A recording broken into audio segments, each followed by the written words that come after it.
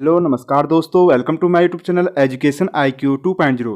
तो दोस्तों, पिछली वीडियो में हम आपके लिए 25 तारीख को हुए डीएलएड टेस्ट के जीके का क्वेश्चन लेके आए थे, जिसमें 50 क्वेश्चंस थे। आज की वीडियो में हम आपके लिए टीचिंग एप्टीट्यूड के 50 क्वेश्चंस को लेके आए हैं। ये काफ़ी ज़रूरी होते हैं क्योंकि मान लो अगले ईयर नेक्स्ट एग्ज़ाम होता है, तो जिसके पास ये पेपर नहीं है तो उससे आप अपने पेपर को थोड़ी तैयारी करके जा सकते हैं कि किस टाइप से पेपर आया था, इससे आपको अंदाज़ा लग जाता है। तो आज की वीडियो में हम आपके लिए 50 टीचिंग एप्टीट्यूड के प्रश्न को लेकर आए हैं। तो आइए अब स्टार्ट इसको करते हैं। अगर आपने जीके के क्वेश्चन को नहीं देखा तो उसका लिंक मैं आपको डिस्क्रिप्शन में दे दूंगा, आप उसको यहाँ से सीधे देख लेना। तो अब पहला क्वेश्चन है, नए नए अध्यापक की नाकामी के पीछे सबसे महत्वपूर्ण कारण क्या है? तो यहाँ पर आपके सामने 4 ऑप्शन दिए हैं, तो इसका सही उत्तर होगा अंतर व्यक्तिगत संबंध में कमी। प्रश्न 152, अध्यापक को, तो दोस्तों आपके सामने यहाँ पर 4 विकल्प दिए हैं, आपको इसमें से बताना है कि क्या सही होगा। अध्यापन आरंभ करने से पूर्व पाठ का परिचय कराना चाहिए, अपनी भाषा में दक्ष होना चाहिए, अपने विषय में निपुण होना चाहिए, या उपर्युक्त सभी। तो इसका सही उत्तर होगा उपर्युक्त सभी। प्रश्न 53, वह अध्यापक जो अपने छात्रों का ध्यान आकर्षित करने में सफल ना हो रहा हो, उसे चाहिए कि, अब आपके सामने यहाँ 4 विकल्प दिए हैं। पहला है, वह अपनी शिक्षण विधि का मूल्यांकन करके उसमें सुधार लाए, वह अपने पद से त्यागपत्र दे दे, वह अपने शिष्यों की गलती ढूंढे, वह डिक्टेशन देना आरंभ कर दे। तो इसका सही उत्तर है, वह अपनी शिक्षण विधि का मूल्यांकन करके उसमें सुधार लाए। दोस्तों टीचिंग एप्टीट्यूड में आपको आंसर देने के लिए एक टीचर की तरह सोचना होगा, क्योंकि इसमें आंसर सारे सिमिलर लगते हैं। तो इसमें अगर आप एक टीचर की तरह सोचोगे तो आप इजीली अधिक से अधिक क्वेश्चन को यहाँ पर सही करके आ जाओगे। प्रश्न 154, यदि आपके कुछ छात्र परिसर में आपके साथ दुर्व्यवहार करते हैं तो आपको अवश्य ही, अब यहाँ पर 4 ऑप्शन दिए हैं, ये ऑप्शन आप पढ़ लेना। अगर मैं इसको पढ़ूंगा कि करके तो काफ़ी लंबी वीडियो हो जाएगी, तो मैं आपको सीधे उत्तर बताऊंगा। तो इसका सही उत्तर होगा अपने स्वयं के चरित्र तथा ज्ञान के माध्यम से उनके व्यवहार में सुधार लाना चाहिए। प्रश्न 155, यदि कोई छात्र कक्षा में बेहोश हो जाता है तो आप सबसे पहले क्या करेंगे? तो इसका सही उत्तर होगा उसे प्राथमिक चिकित्सा देंगे तथा किसी निकट के डॉक्टर के से संपर्क करेंगे। प्रश्न 156, छात्र पाठ में तभी रुचि लेंगे यदि अध्यापक उसे जिस ज्ञान की आवश्यकता है वह दें। प्रश्न 157, जब एक अध्यापक को विद्यार्थी द्वारा पूछे गए प्रश्न का सही उत्तर ना आए तो उसे क्या करना चाहिए? तो इसका सही उत्तर होगा विद्यार्थी को बता देना चाहिए कि वह बाद में उत्तर देगा। प्रश्न 158, प्रभावशाली शिक्षण का अर्थ है, तो इसमें 3 विकल्प दिए गए हैं ऊपर, तो इसका सही उत्तर होगा ए और सी। ए, विद्यार्थियों को दिया जाने वाला प्रेम, सहयोग, लगाव तथा प्रोत्साहन, और तीसरा है व्यक्तिगत शिक्षा तथा कक्षा में खुली चर्चा। प्रश्न 159, शिक्षण में तुलनात्मक अध्ययन के लिए क्या उपयोगी है? तो इसका सही उत्तर है ग्राफ। प्रश्न 160, जिस शिक्षण विधि में छात्र सक्रिय रूप से भाग लेता है वह विधि है प्रश्नोत्तर विधि। प्रश्न 161, दूरदर्शन शिक्षण का गुण है, तो इसका सही उत्तर होगा उपर्युक्त में से सभी से। प्रश्न 162, शिक्षण की उत्तम प्रणाली वह है जिसमें अध्यापक और छात्र दोनों प्रश्न पूछे। प्रश्न 163, शिक्षण व्यवसाय में शिक्षण की सफलता के लिए क्या महत्वपूर्ण है? तो इसका सही उत्तर होगा शिक्षक की कुशलता। प्रश्न 164, कक्षा कार्य की विधियों में परिवर्तन लाने के लिए अध्यापक में कौन से 2 गुण होने चाहिए? तो यहाँ पर नीचे 4 ऑप्शन है, तो इसका सही उत्तर होगा विशेषज्ञता और अनुभव। प्रश्न 165, यदि कथन सभी छात्र बुद्धिमान है सत्य है तो निम्नलिखित में से कौन सा कथन सही नहीं है? तो इसका सही उत्तर होगा फर्स्ट और थर्ड। कोई छात्र बुद्धिमान नहीं है और कुछ छात्र बुद्धिमान नहीं है। प्रश्न 166, शिक्षक छात्र संबंधों के संदर्भ में निम्नलिखित में से कौन सी बात सही है? तो इसका सही उत्तर है सद्भावनापूर्ण तथा सम्मानपूर्ण।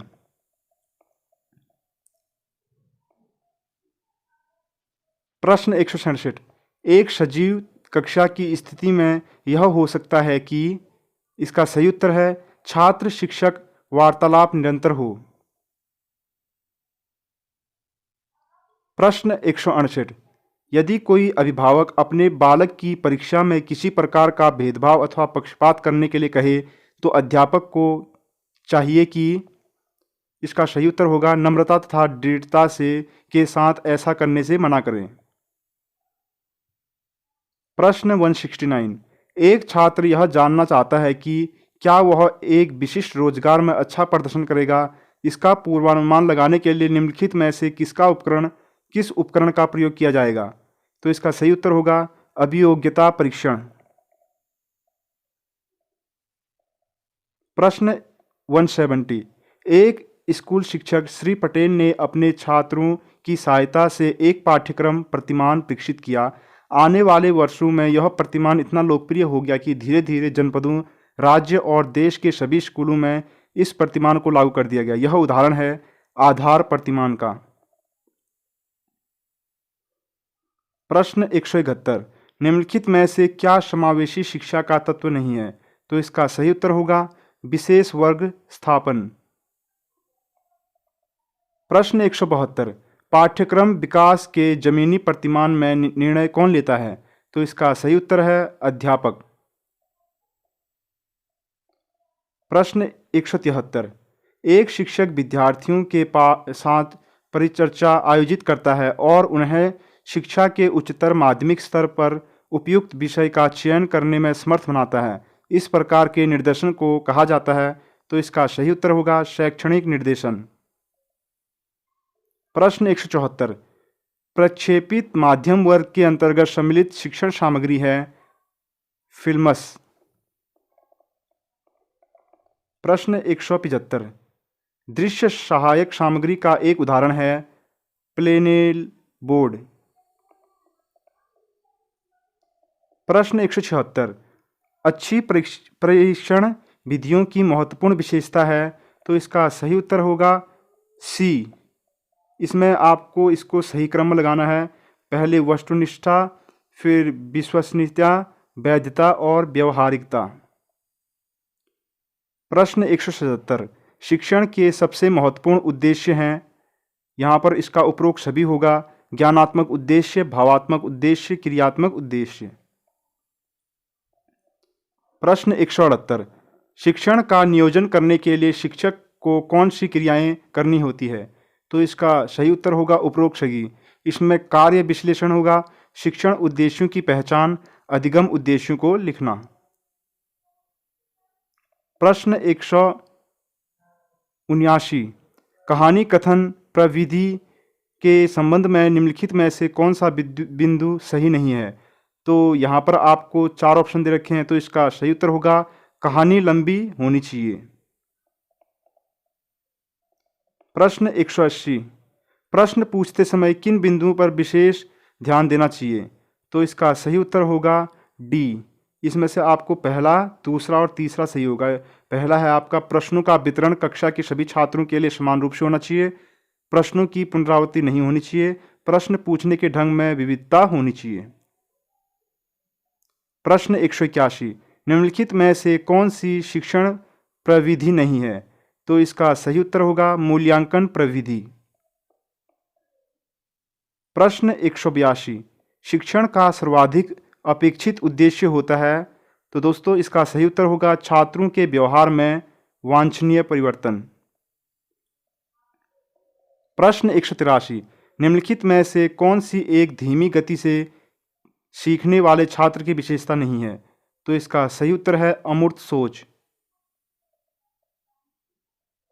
तो दोस्तों आप मेरे साथ भी अपने क्वेश्चनों को जांच सकते हैं। जैसे ही मैं यहाँ पर क्वेश्चन बोलता हूँ आप सीधे आंसर को सोच लीजिए, फिर उसके साथ आप भी इसमें अपने क्वेश्चन को पता कर सकते हैं कि आप कितने क्वेश्चन इसमें कर सकते हैं। प्रश्न 184, क्षेत्र अध्ययन किन परिस्थितियों के से संबंधित होता है? तो इसका सही उत्तर है वास्तविक जीवन की स्थितियों से। प्रश्न 185, निम्नलिखित में से कौन सा कथन प्रभावी शिक्षण के संदर्भ में सर्वाधिक उचित है? तो इसका सही उत्तर होगा शिक्षकों द्वारा छात्रों को सिखाना और समझना।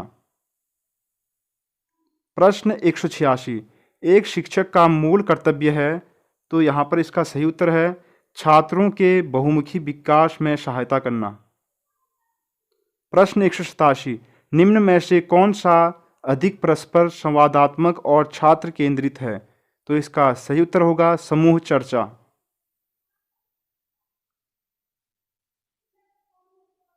प्रश्न 188, किसी छात्र के अभिभावक कभी भी आपसे मिलने के लिए विद्यालय नहीं आते हैं, एक शिक्षक होने के नाते आप क्या करेंगे? तो इसका सही उत्तर होगा सी, यदि संभव हो तो अभिभावक से मिलने उसके स्वयं जाएंगे उनके घर। प्रश्न 189, एक शिक्षक कक्षा में प्रश्न पूछता है, इसका मुख्य उद्देश्य होता है? तो इसका सही उत्तर होगा सी, छात्रों का ध्यान आकर्षित करने के लिए। प्रश्न 190, यदि छात्र कक्षा शिक्षण में रुचि नहीं ले रहा है तो एक शिक्षक होने के नाते आप क्या करेंगे? तो इसका सही उत्तर है शिक्षण पद्धति की समीक्षा करेंगे। प्रश्न 191, प्राय वे शिक्षक छात्रों के बीच लोकप्रिय होते हैं जो कि इसका सही उत्तर है उनकी समस्याओं के समाधान में सहायता करते हैं। प्रश्न 192, किसी बच्चे के लिए समाजीकरण का प्रथम स्रोत है? तो इसका सही उत्तर है परिवार। प्रश्न 193, छात्रों में नैतिकता का विकास करने हेतु आप क्या आवश्यक समझते हैं? तो इसका सही उत्तर है अच्छे बुरे के अंतर को प्रत्येक अवसर पर उन्हें बताना। प्रश्न 194, प्राथमिक स्तर पर शिक्षण यथासंभव मातृभाषा में ही होनी चाहिए क्योंकि यह शिक्षार्थी को प्राकृतिक वातावरण में सीखने में सहायक है। प्रश्न 195, स्कूली शिक्षा की गुणवत्ता विशेष रूप से निर्भर करती है? तो इसका सही उत्तर होगा शिक्षण शिक्षा की गुणवत्ता पर। प्रश्न 196, शिक्षक की सीखने की क्षमता को जानने के लिए कौन सा परीक्षण किया जाता है? तो इसका सही उत्तर होगा अभिक्षमता परीक्षण। तो दोस्तों अभी हमने एक करंट अफेयर का भी सेक्शन शुरू किया है। इसमें हम मंथ के लास्ट डे को पूरे मंथ के करंट अफेयर को लेकर आते हैं जो इम्पोर्टेंट होते हैं। इसमें अधिकतर उत्तराखंड और कुछ इंडियन के भी होते हैं। अगर आप इसको सीखना चाहते हैं तो आप प्लेलिस्ट में जाकर चेक कर सकते हैं। अभी लास्ट मंथ का करंट अफेयर हमने अपलोड किया है और नेक्स्ट अब हर मंथ को आपको करंट अफेयर यहाँ से मिलेंगे। तो फटाफट से चैनल को सब्सक्राइब कर दीजिए। अगर आप नए हैं तो, पुराने हैं तो लाइक कर दीजिए और कमेंट कर दीजिए। तो आप चलते हैं अपने नेक्स्ट क्वेश्चन की तरफ।